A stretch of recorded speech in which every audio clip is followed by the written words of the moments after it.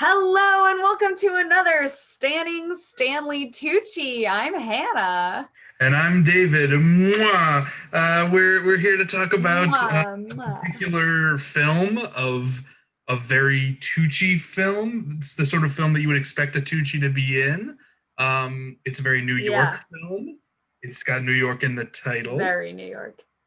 It's Yeah. called Slaves of New York, which the problematic nature of the title, oof, Oof. but it will it, Oof. it will surprise you, the film. I mean, I think I would recommend this one, honestly. Just Oh as God, would you? I would to the fans of literary film No, adaptation, obscure VHS copies of strange women's experience of the New no, York I would arts. recommend this to people who still liked girls even after the final season. That's who I would recommend this to. This is I proto don't think it's girls. quite girls, but It's it's proto girls. It was the girls of its time, you know? well, have you ever considered that maybe we're just squares, Hannah? That we're not beholden to the No, art I scene. fucking live in New We're just York. square. Yeah, you live David, in New York, but do you David. live New York? Yeah, I That's fucking live New York. And like, let me tell you, these are the worst people in New York. Like, I know artists and musicians in New York. These are the worst. They're the worst. I just don't know if it doesn't cop to that. I mean, they seem terrible in the film as well. Yeah, Um, I mean, they do seem terrible in the film. It was, I don't know, it was an unenjoyable film about unenjoyable people. That was my takeaway. I think that's true. I think Though both of those things are true. I would say Stanley Tucci is like a bright point in the film. I would have to say. I don't know what your For thoughts a were. brief but bright shining light in the Oh film, yeah. as he Oh always yeah. is. I mean, I'll say this. Bernadette Peters is fantastic, but I didn't care for her character. Yeah, well, we'll get into it, but first I thought we'd switch it up and have our Tucci news early Yes, this week. as you can Um, see. if you're watching our video podcast, you can see Hannah's background is from Tucci's most recent appearance on the Drew Barrymore show, Who knew that was a otherwise thing? known as Drew. Everyone knew the Drew Barrymore I show. Come on, I it's am a such a great square, I ex. guess. I guess I'm a square. Right. Yeah, she had some like cocktail making 7-year old named Leo on, which definitely tracks because Leo is the most popular name for 7-year olds if we're going by my 3-person pod that has 2 Leos in it. Everyone's naming their kid Leo. Well, it's a Renaissance name, I right? guess it's come back. To be a Renaissance man. But basically, this was for Drew Barrymore's spooky Halloween episode, Oh, was and it? also in promotion of The Witches, where we brought Ah. Stanley Tucci on. And of course, his most recent viral moment is just like sticking with him for all of Yeah, 2020. because no one's So doing anything else. right. There's nothing else. All we can do is just worship this man who filmed himself drinking a mixed drink in Yeah. a sexual fashion. Mm. Um, Love it. Mm. The so they saddest brought part on of, yeah, this viral 8-year-old. 8 year old who mixed a just a Shirley Temple or just had a Shirley Temple at a restaurant Yeah, and then but just Drew started going, Barrymore, mwah. but also Drew Barrymore can't think of the fucking word moniker, and so just says his pen name is the Shirley Temple King. And I'm like, I'm pretty sure this kid can barely write 7 his sentences. Like, he does not his have a pen nom de name. plume. Yeah, like, what are you talking about, Drew Barrymore? But I think it But is yeah. kind of a cute segment, though it is Uh, extremely cringe, partly because it's this Zoom television interface where Here's the thing. Stanley is on a delay watching this kid make a new Stanley Tucci Shirley Temple, a No, it's a Stanley Temple. Tucci temple. A The Tucci Tucci temple. Temple. I probably would have called it the Stanley Temple, but That makes more I don't know. sense. But the kids go for alliteration, man. Right. And I I mean, I honestly like bet you, alliteration too. I'm also 1000% sure that the producers came up with that name. And we're like, kids, I this is what it's I was called. thinking Leo's parents. I was thinking that they're Maybe. more involved in Who knows? Leo's like production of I mean, branding image. probably poor Leo is all I have to say. No, okay, what bothered me about this segment is, well, you can see behind me if you're watching on YouTube, but at the end they sort of like present their drinks, Drew and this kid, to Stanley Tucci as if they're offering like sacrifices to a god, and he's like this giant head behind them. The blood of the Tucci, the body of the Tucci. It's fantastic. But I didn't understand why some producer didn't like send Stanley Tucci some ingredients ahead of time and like have him do it along at home. A surprise. I don't guess. I don't know. And also probably it looks like Tucci, you know, maybe set up in front of a green screen somewhere. I don't think he's in a green screen, but like he could set up in a kitchen. He's Stanley Tucci. He's got a nice kitchen. Yeah, he might not have cared that much about the Drew Barrymore show. Honestly, that's probably it. But I found it to in Britain, in London, pick up ingredients to make a Shirley Temple. I mean, it's not that hard. Like, no, of course not. But a San Pellegrini.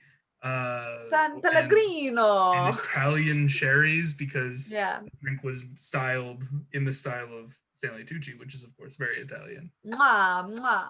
And then Drew Barrymore takes like a sip of San Pellegrini. Is like, this is the greatest drink I've ever. It's the newest thing. And like, well, we haven't even added the thing that makes it a Shirley Temple yet. Nope. But, you know, but yeah, this was apparently a plug for The Witches, starring Anne Hathaway and Stanley Tucci, available on HBO Max now. right. David and I will get to it eventually. Yeah, in like 6 years. If you want us to switch up the formula and maybe start tackling some of these Tuccis as they come out, in addition to doing the backlog, I mean, certainly he can't come up with a film every week, so we would still be going through chronologically. But if you want us to skip ahead for some of the new releases, tweet at us at Talking Tropes or send us a message. We're very receptive. Yeah. All right. Should we get to the main course? Nom, nom, nom, nom, nom. Sorry, that was terrible. Yeah. So, like, how would you sum up the entirety of the film? Like, what is your like description? It's a terrible film about terrible people in New York. I think the whole movie is like one extended Stefan sketch from SNL. A little bit. Goes, this club has everything. A raccoon, Prince Humperdinck, Kingsley Shacklebolt, Betty Comden, the writer of such famous songs. Prince Humperdinck. I knew I recognized the like Victor guy. It's like, why do I know him? Thank you, Prince Humperdinck. God. And Betty Comden was also there, the writer of such songs as New York, New York, Moses Supposes His Toes Are Roses, Lonely Town, and Just in Time. Boom. There's a lot of whomst we alsos in this one. I mean, this is like a who's who of just whoever was in New York that week. Right. I mean, I would definitely have to say the whomst I also from this one for me is obviously Bernadette Peters herself, the queen, the icon. And where did she go? Where'd you go, Bernadette? Bernadette, come back. Because that's also the name of a film and book. I do know. I do know. But she did kind of disappear from the acting world and listen, she retired and has a great life. Like people don't have to work until they die. Retired. He never gave up. He's not like 80. He never said die. Well, I hope he'll still be acting when he's 80 and 90. Well, oh my God. I would like Stanley Tucci to have a nice retirement and not die on screen. Too many actors go to the end. We're losing good people out there. We're losing good people. So let's talk about the art world of New York in the late 80s, early 90s. What was it like? What did we see in this film? It's all networking, which is still true today. Yes. Yeah. You know, It's all everyone, barter system. which that Everyone's is definitely not a thing anymore. well, Almost maybe certainly. not. I think there's still a lot of people just like in this like bohemian art community Right. just being like, Right. well, I'll give you this art for some art. I'll give you this Right. art for half a sandwich Oh my and God. a bus token. Right. They don't have those anymore. No, God, no, thank God. Yeah, I don't know. It's fine. It's very New York, but it's also like, I don't know. The whole premise and title just still get Yeah, me. yeah. I mean, Like, this is based on some short stories by the screenwriter Tama Janowitz or Tama. I don't know. She's she's very literary. I think in her construction of the film, Yeah, it's for very sure. like a bunch of short stories, like a bunch of mini It's very, narratives, yes. very literary characters, and Mm-hmm. they act literary and they talk literary. They speak very literary, which I never mind in movies, but maybe I'm pretentious, so who knows? Well, you love to read, Yeah, so yeah. yeah. I don't think there's anything wrong with that. It's not very filmic, but there are some filmic weird elements to this one. Like half of the scenes are shot like with two scenes happening simultaneously, I think most using of the like time, yeah, like sort of like screen and screen sort of yeah. thing. But I think for the most part it does not work. But It I almost think, certainly doesn't, but it's like it's a but the unique last stylistic choice. but the last scene that they do it with, where Daria, this woman who's just been sleeping with all of these Mm. artists to try to like get her own work in galleries. Daria as a character, I mean, she's just the promiscuous woman that everyone Right, hates, even though right, the goal is to present feminist ideas. You still have right. to present this like straw woman, philandering, man stealing, evil, bad, non-feminist woman. Right, right, for sure. Um, yeah, so she shows up to the airports as like one of the artists gets on a plane to go to Rome, to try to build a female like Jesus chapel next to the Vatican, whatever. Right, It's because so that's what dumb. feminism was in 1989, I guess, in the We art just scene need was we female need girl Jesus. Jesus. Hashtag girl. Honestly, like I feel like if someone started in on like trans Jesus, it would be very in right now. Well, Um, transubstantiation. oh Again. shit, Jesus is trans. Sorry. But Hot like again, takes. it's a chapel run by a man about a woman Jesus where he worships her. Yeah, it's So eye but roll I think it's inducing. also kind of winking at that, like, come on, this guy, he's Oh yeah, crazy. no. All of the men in this are horrible. Again, except for Stanley Tucci, who is happily married to a woman who he's having a baby with and runs a gallery. I don't Like, are they married or did it turn I out think so. secretly that they weren't? Well, maybe they weren't married, but they're like happily partnered with each other, you know? Right, all right, Like neither of them are sleeping around. right. And he seems like an honorable guy getting like real artists off the subway, you know? And then when they get too big, they go to this other terrible guy, Victor. Ah, this hack, you know? Okay, but let's go back to the scene within a scene. Sorry. The two Yeah, the scenes scene with happening the scene. God. simultaneously in So these yeah, two different so comic book panels. so we've got, you know, two former lovers kind of reuniting as Daria was attempting to go off to Rome with this other artist. And it's contrasted with our main character, who I can only think of as Bernadette. I do not know or remember what her actual name. Eleanor. Eleanor, yes. God, what is Eleanor doing in this scene? I don't think Eleanor was in this scene. I think that the Oh, one that who was was happening at it? the same time was Stash talking to Prince Yes, that's right. Humperdinck. That's what And it Prince Humperdinck was. is like, I just don't think you're like a mature human adult. Yeah, You're like a bad boyfriend and like kind of a child. yeah, And then Stash, who's the epitome of a bad boyfriend, Eleanor's yeah. boyfriend, but he's an artist. But all he paints are these, these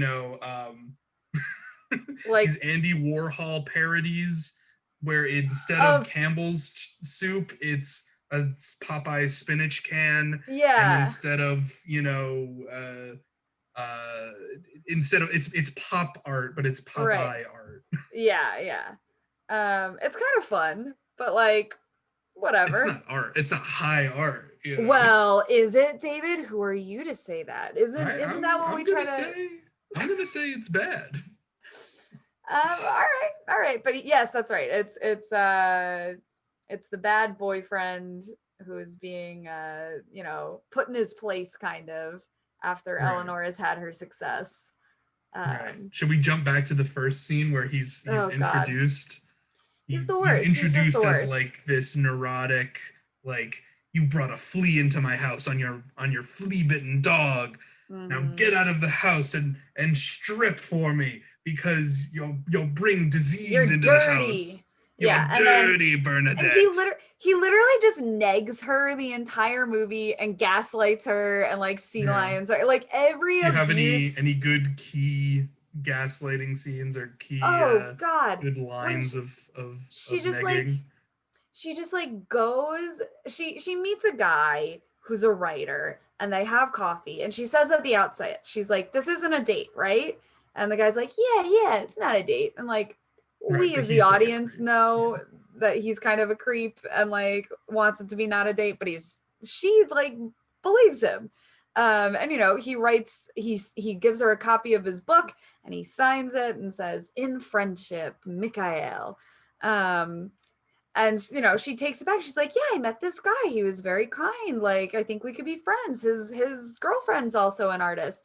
Look, here's his book. And she shows it to her boyfriend. And he's just like, you're showing me your little love notes? You're so insecure. And she's like, what? I don't understand how this means I'm insecure. And he's like, I love the way he says. About it. You just think about it. But I love the way he says that she's insecure, because he says, you know what I hate the most about you? And she's like listing like, things that she hates about herself or that she thinks that he hates about her. Right, that they've clearly had that I'm like messy, like all of these horrible things that he's clearly accused her of being in the past. And then he goes, just like, no, it's that you're insecure. And you just proved it by negging yourself. And therefore, checkmate. By your logic, I have confirmed. And she's like sitting there crying because he's fucking abusing her. Yeah. And I'm just like, I can't sit through 90 more minutes of this. And then I did. I sat through 90 more minutes of it while he cheats on her and other terrible things happen. Wait, another important whomst we also in this one. The guy who gives Eleanor her big break, David. Yes. This is the first film in which Steve Buscemi actually. Oh, excuse me. And Stanley Tucci appear in the same film, and it would go on to, I'm sure, inspire their many collaborations in the future and their co-productions that they've done together. I don't know if they actually act together that often. They do not. They've produced films together, and they are good friends. Yeah. They seem like they would be. They're the only two decent people, like men, in this film, and like they prove it over and over again. It's great. And they're, as far as actors go, they're the only ones who are still big names today. Yeah, who are doing anything. No one else is still a name. It's a shame. I mean, we love Prince Humperdinck. We love Kingsley Shacklebolt. We love them. But are they still names? No. And the answer is no. And like a lot of people on this cast list are literally, it's like this movie and like a short film. And that's their whole like, IMDb. Like the guy, Bernadette Peters ultimately ends up with at the end of the film, who is like a horse breeder or something. He's like a horse. He sells horse semen. Yes. Well, yes, and he rides a motorcycle, which she's very into. And he broke up with his girlfriend literally like hours after speaking to Bernadette for the first time. So he's a classy dude, and this won't end in disaster. But this time she's got the apartment, because that's the premise of Slaves of New York, is that you're a slave to your significant other who owns the apartment. And to your landlord. Yes. Which, fair enough. I mean, true. but but the word slave, maybe. Yeah, I mean, not seems great. a little white feminist to me. It's incredibly white feminist, which is why the comparison smidge. to girls. I did count the black characters in the show, Yeah, which there are might make me the racist if I'm being honest. no, But it's like but it's a three very women. small number. It's like three Yes. women who I thought walk by as a I thought they were slideshow. drag queens. Were they not drag queens? Oh, are they drag queens? I thought they were. I could be wrong. Oh. But they were wearing very tight dresses and they had big hairdos and they were singing, lip syncing and dancing down the street at like 50s 6 in the morning. doo-wops. Yeah. Yeah. I thought they might be drag queens. We didn't get. That's fine. I don't know. But that was it. No, there was them, and then there was another musician who was the lead guitarist and singer of the band. In the one scene. There was a background player in the pickup baseball game, which I did like the baseball.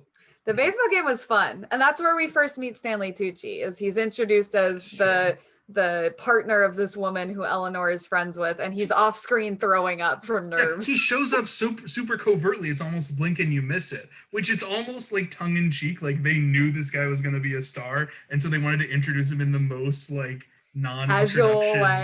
casual way possible. Although a lot of the introductions in this film are very casual. Yes. But it's just she's talking about he's over there throwing up, and then like Bernadette leaves the scene and he just pops up and is like, all right, how's the game going? She's like, you feeling better? And he's like, no. So in the next scene that we see Tucci in, it's like he's in a women's bathroom. No, you're right. Is the next scene. No, wait, which one? The car comes first. Okay, so they're hanging out in this limousine with this, art gallery. No, he's just an art buyer. He's he's a collector. He's a wealthy art collector, and they're in his limousine, and there's like a bunch of women packed into this small space, and the men are creepy and touching on the women, except for Stanley Tucci, who is in the passenger seat of a limo, which I've never even seen anyone in any media. That's not true. The passenger seat, like in front of the divider. Yeah.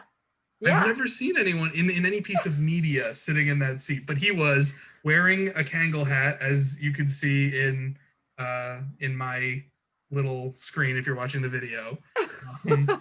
And he's got sunglasses on, and he's just like he's chilling over the divider. And then when one of the women, Bernadette, is trying to leave, he sort of taps this creepy guy on the shoulder and says, let her go. Don't worry. Her out. Don't do it, bro. And this is like a really creepy guy who said that he just got arrested for strangling cats. Yeah. Or he doesn't really want to get arrested for strangling cats. Whatever. It's that he was in a mental institution. He was in Bellevue for 10 days because he was strangling cats. Oh, jeez. So yeah, not great. So he's, sort of male feminist until you get to a later scene where you see him chatting with the boys when the women aren't around. And he's at this party with the boys.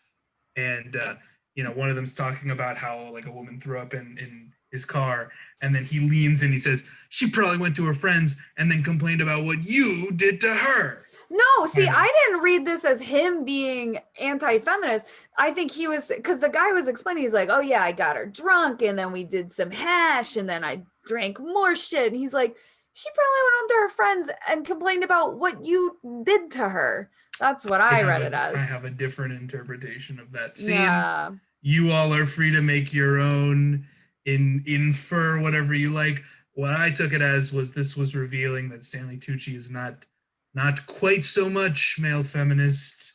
We all behind closed doors. You never know. Rape culture. Well, that's what I thought he was saying, was that he was saying, I bet she was upset about what you did, but who had to clean up her, vomit out of your car? So I don't know. I thought he was more razzing the guy, but. Well, yeah. Well, it's up to you guys to make a determination. Yeah. It's ambiguous. It is. And then there's the intermediate scene where he just casually walks into a woman's bathroom and talks about pouring ice cream on a bastard's head. Yeah, but he shares the ice cream with his wife, or his partner at least. So right. That's kind of nice. Very nice. Another tagline for this film, other than "it has everything," might be "only in New York." Oh, it truly only in New York is the vibe of the entire film. Geez, yeah. Just the set design, the production design, I think is like worth commenting on, because you'll just go into someone's house and it'll just be like, oh yeah, there's just a statue of Woodrow Wilson just sitting there. Well, And, they're a bunch of weird artists. And like, right. I've been to a house opera before, like shit like that does happen here. Maybe you're not so square after all. But I'm just saying, like, I think that the set design, the costume design, what all these people are wearing is so late 80s art scene New York. The costumes are fucking out of this world. which is sort of the plot, because of course Bernadette's character Eleanor, she makes hats. And which is hats. I think framed in just the right amount of irony, where of course, yes, she really does make hats and people really do like them, but they are the ugliest, worst goddamn hats. I will say I did like the one hat she wore in the beginning that had like the fake cigarette like ashtray on it. I thought that was ugly as sin. Not necessarily the ashtray part, but just the whole rest of it and the way it sat on her head. If I had the right outfit, I'd wear it. I was vibing. Right, but that's what Steve Buscemi's character. I think his name is like. It's like Wilfred or Walter or something. Wilfredo. There you go. Still Italian. And he loves these hats, and he's just very casually like, yeah, these hats are great. They go with my outfits, because his outfits are like a furry coat that he describes as extremely flammable, with a big long tail that drags on the ground. The most impractical thing in New York, if there's one thing you don't want, it is clothing that drags on the ground in New York, like especially in the 80s. Copping to that. I mean, she picks up the tail when she goes to leave. So it's like, of course, yes, this is a completely impractical piece of clothing. And impracticality and the art scene are so like thematically tied together. Yes, in this film. Several people sit on chairs that just immediately fall apart in the film. And this has happened to me at a party, and it's extremely awkward. Is that you go to sit down on a chair and it's not really a functional chair, but no one's mentioned it to you. You thought it was just a chair, and then suddenly you're on the ground and everyone is checking to see if you're okay, and you're like, yeah. I'm fine. I just didn't really hurt yourself that bad sitting on a chair and having it collapse under you, because you're falling like a foot. Unless it's like a Game of Thrones chair that's got like knives on it. but then you're on the floor at a party. Right. Yeah. and everyone's looking at you, and it's the worst. And parties being the worst is a big part of this. Yes. But the only thing worse than a party is a party of art students or artists. Or art snobs, because it's not art students. Snobs. All right, it's art snobs, because I have been to plenty of parties with most art students are not snobs. Like New York art students, yes. I would guess yes. But like in my experience, the other art like kids and students that I have experienced, the opposite. Don't add us, NYU art kids. Please add us. Let's fight about it. Come on our podcast. It's better than your podcast about, I don't know, frame by frame recaps of Steven Universe. I don't know what you do. All right. Is there anything else about this movie? Let me oh, of course, I almost forgot to mention the Japanese TV station. Oh god, yeah. Which there's a subplot at the art gallery run by Humperdinck, where he's being filmed by these Japanese television filmmakers, and they're just there to sort of alienate the characters from their being on screen, to show to sort of break the fourth wall without breaking it. And they just are props. I mean, but Eleanor does invite them to the party, and they do show up. And they do show up. So that's fun. And then there's, of course, some other, late 80s feminist, the bubblings of feminist critique in this sort of indie film, where we have, she goes to the doctor, and the doctor is very dismissive of her symptoms of constantly fainting in nightclubs. He just says, "You faint in nightclubs. That's just something that women do." Right. Which is like, what are you vasovagal talking about? syncope. Yeah. But vasovagal syncope has more to do with like fainting at the sight of blood, and so it's associated with the feminine, and it's this sort of male diagnosis of a female problem. Also, just the idea that women faint at the sight of blood is just like, I can't even begin to. Right. I mean, I'm sure it is somewhat socially constructed. It exists in part because it's expected to exist. It's an issue that creates itself. I mean, people faint at blood. Yes, people do. But I'm just saying, many people who are female see blood on a monthly basis. So, anyway, yeah, the doctor sucks. He gives her some smelling salts, and she's like, gee, thanks. Yeah, there's that. Were there any other moments that you there noticed? I think the key neg from Stash, the bad boyfriend, was the final one, that the straw that sort of breaks the camel's back, even after Eleanor has left him for his cheating. Yeah, she still misses him and continues to miss him, but they have a final confrontation after she's successful. After she's successful, of course, after she's put on a big fashion show with hats. And and she said, he says, "I saw on TV the other night that this woman said that in order to have a successful marriage, you need to have 4 levels of compatibility: emotional, spiritual, intellectual, and physical. And the problem that we could never work, Eleanor." And she says, "Why is that?" "Well, because we're only compatible in 2 ways." And she's like, "Oh yeah, which 2?" He's like, "The intellectual and the physical." And she goes, "You're an immature jerk. Yeah, you're just a jerk. That's an asshole thing to say to someone. That you cannot connect to someone emotionally. You can't sympathize or empathize with someone. You can't recognize someone's spirit, their personhood." Right. Like, it's such a dick thing to say. It's such a dick thing to say. But also that she's like, you're getting your fucking like relationship advice from a random lady on a like reality TV show. Right. Like, instead of all the times I've told you that we're not connecting and that we're not right, or that I need more, or that you're treating me poorly. And he's like, "Nah, you're just insecure, you dumb bitch." Yeah. She says, "I thought I was sick, but you're sick." Yeah. And it's a decent final tell-off as final tell-offs go. And then a taxi just comes like running through their crowd, and no one blinks because it's New York. New York. I mean, I will say, I have run on the sidewalk sometimes. I have seen cars actually just drive on the sidewalk, but like not usually speeding through crowds of people. Right. Well, I think obviously there's an element of drama. artistic license, I would say. Well, yeah, and you need an excuse for Stash to save Eleanor and look heroic for a moment before she gets to do the final tell-off.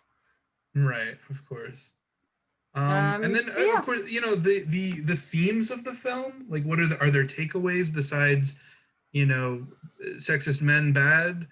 Get your own apartment, even if it sucks. Get your own apartment, independence, financial independence, economic dependence. Network enough until you can like give the middle finger to all the assholes you don't like and just stick with the people who you do. There's also this element of like women who don't support women who hate women. Kind of. There's a when she's suspected of cheating on this woman's boyfriend or with this woman's boyfriend. Mikhail. Women in New York, the problem is they don't support each other. The men hate women and the women hate women, so who's looking out for us? And then later on in the film, she's hosting this party and she accidentally doesn't think to invite any of her female friends except for like one. And then that woman is so intimidated by all of the men that she hides leaves, in the bathroom. hides in the bathroom, and then leaves. Yeah. And so does she have some sort of internalized misogyny? Probably. Who doesn't? It's a complex theme that is not dealt with in any resolution or any. No. Very literary, very short story. Yeah. Very just some things happened and then they went home. Proto girls. If you want to watch this and then binge Girls, it's like, oh, okay, yeah, I get it. New York is hard. Oof, being a woman, man. Sex is fun sometimes, but look at all these sluts? ? Shrug. Yeah, but feel free to watch and make your own decisions about it, or don't. Just take our word for it. Enjoy the Tooch along the way. Enjoy the Tooch as the main character of the film, Darryl. Who appears in 2 scenes. Like 4, but like not a lot. I think it's probably a total of like 3 minutes of screen time in this like 2-hour movie.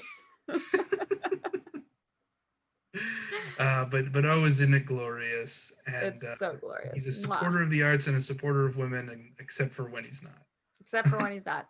And on that note, we will bid you adieu and see you next time, Toochaholics. See you later.